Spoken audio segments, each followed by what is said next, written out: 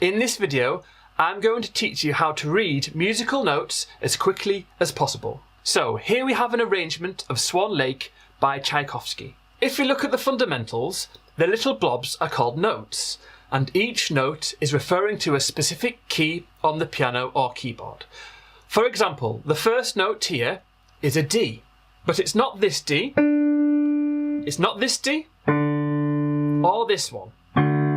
It's this specific D on the piano. So all of these notes are telling you to play certain keys on the piano. The notes can be hollow, filled in, have stems, have dots next to them, or can be attached with beams. These are different ways to signify how long the notes should be played for. I'll quickly play you this piece of music so you can hear what it sounds like.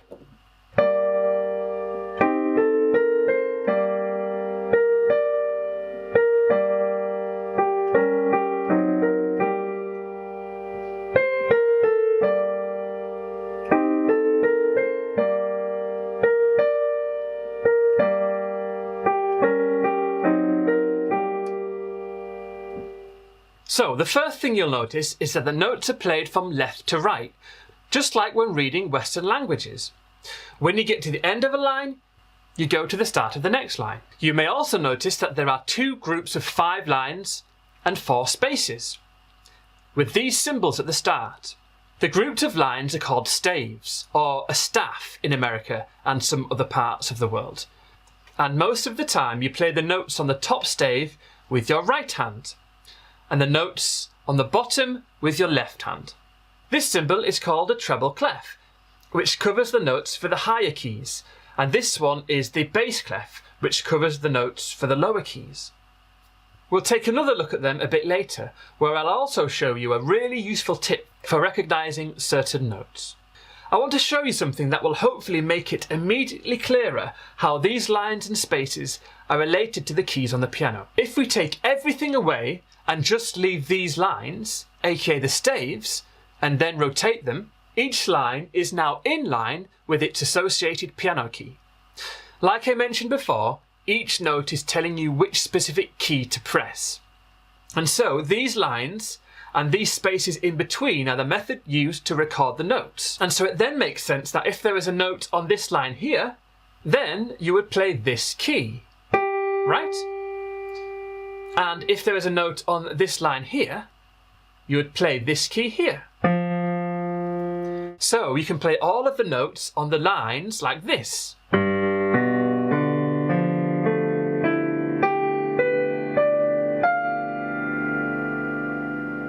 And as you can see, there are also keys in line with the spaces. And so if you play the notes in between these spaces, it would cover these keys.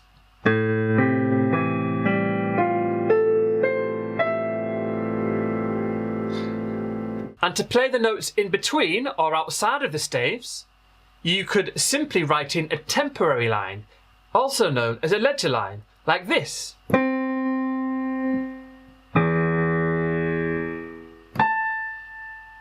So as you can see, these lines are referring to the central keys on the piano, except for instead of the lines being vertical, they are horizontal across the page. So as the notes move higher up the page, you go further to the right on the piano.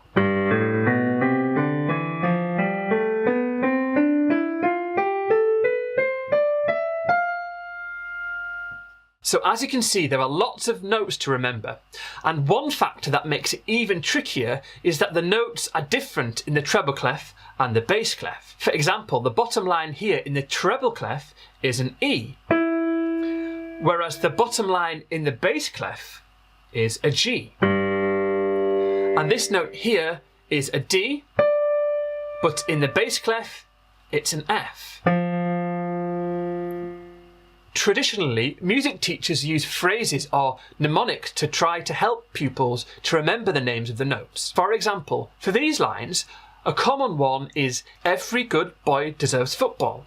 You then take the first letter of each word to tell you the name of the note, and also face for these spaces in between.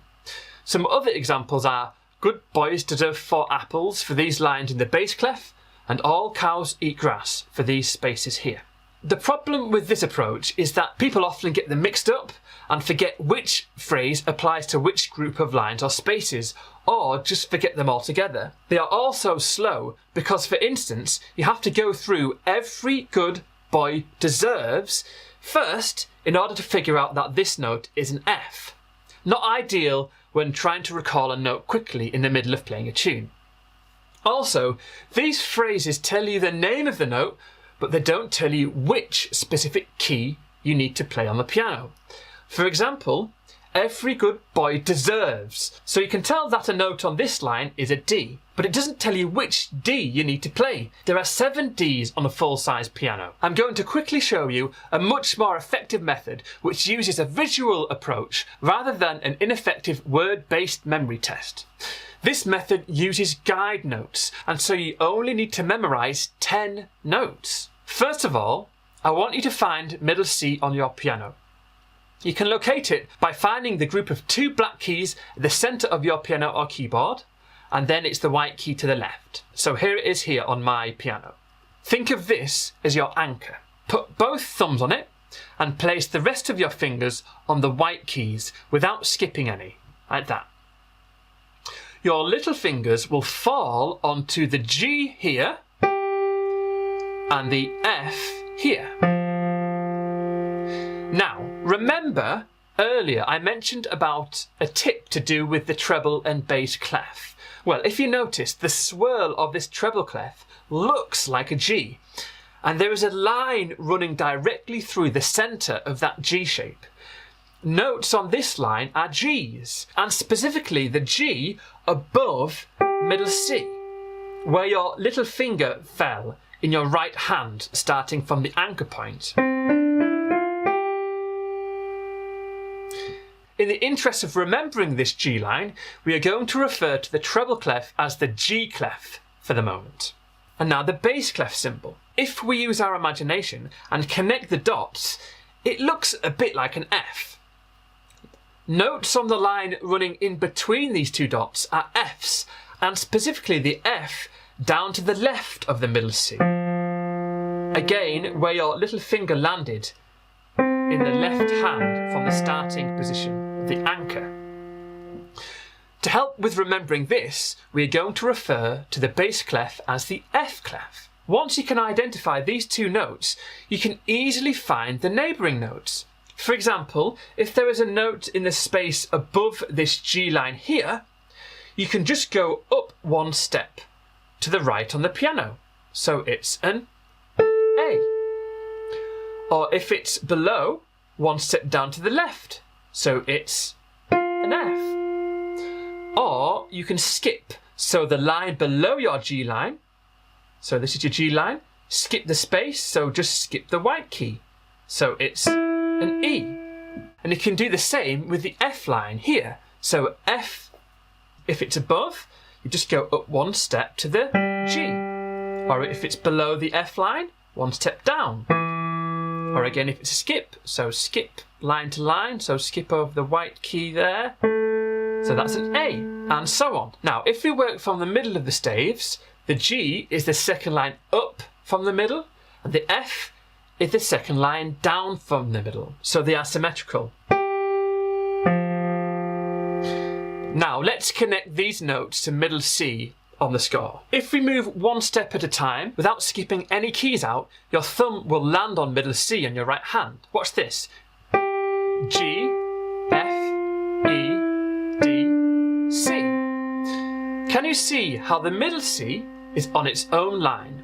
This is one of those temporary lines I mentioned, called ledger lines. So the middle C is on the ledger line below the G clef. And if we do the same from the left hand F, your thumb lands on another ledger line. F, G, A, B, C. So that's the middle C there, in the left hand F clef.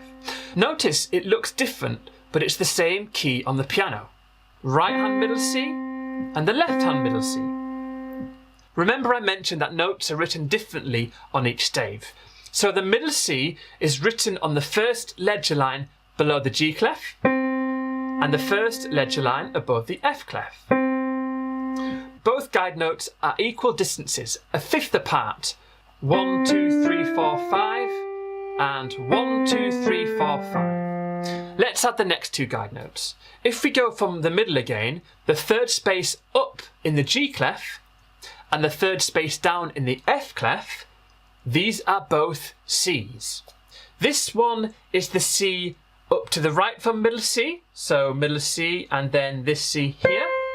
And this one is the C down to the left from middle C, so middle C down to the left.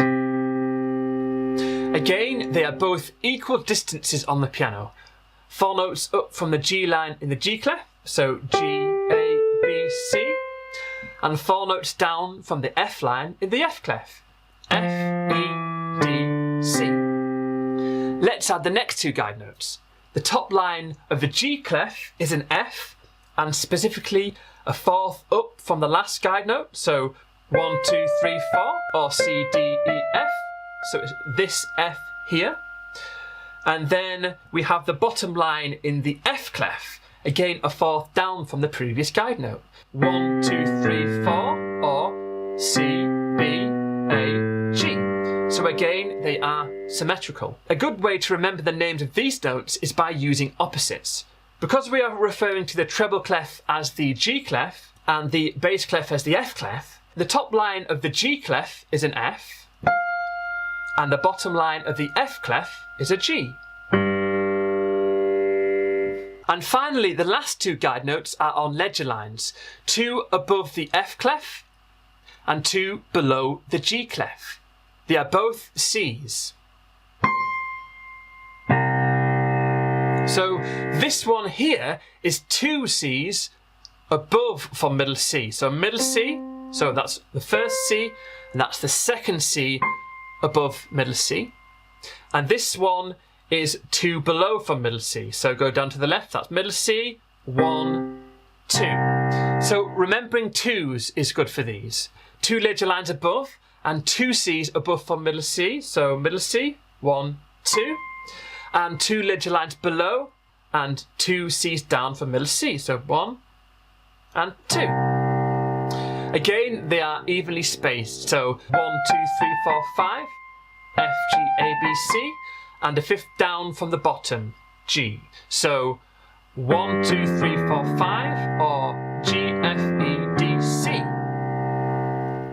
Memorising these 10 guide notes will give you the ability to play all of these notes, because all of their neighbouring notes are either steps or skips, so they can be easily located. Well, I hope you found that useful. I do actually have a course aimed at training you to see notes and play them instantly on the piano. Along with more in-depth visual lessons full of useful tips, it's also got interactive tests that will train your brain first to memorise these guide notes and then to recognise all of the notes quickly. It's also got speed training drills that will help you to improve your ability to sight read notes, as well as a workbook download that you can print off, further improving your learning experience. To find out more information on it, please check out the link in the description. I've also included a special discount code just for you here on YouTube. Well, that's it for now. I'm Arthur from Birds Piano Academy, and thanks for watching.